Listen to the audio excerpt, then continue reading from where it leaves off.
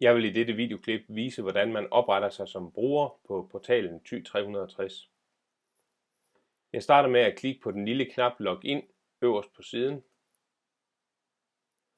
Og da jeg er ny bruger, det vil sige, at jeg ikke tidligere har været logget ind på portalen, så skal jeg starte med at klikke på det røde link Opret ny bruger midt på siden. Nu fremkommer en tom indtastningsformular, som jeg skal udfylde med de relevante oplysninger. Jeg starter med at indtaste den mailadresse, jeg vil benytte, og som jeg har adgang til. Derefter kan jeg vælge mit eget adgangskode,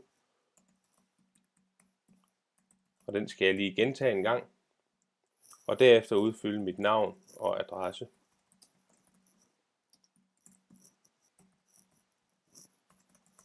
Og mit telefonnummer. Og så behøver jeg faktisk ikke udfylde mere.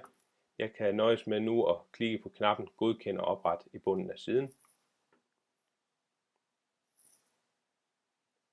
Nu er jeg reelt oprettet som bruger på portalen, men inden jeg kan benytte min brugeradgang, skal jeg lige tjekke min mailbox, hvor jeg får en mail.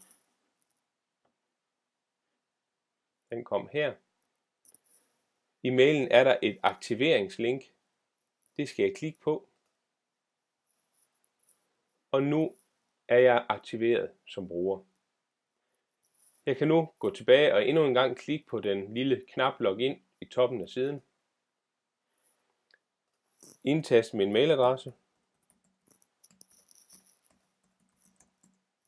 Og det selvvalgte password. Og logge ind.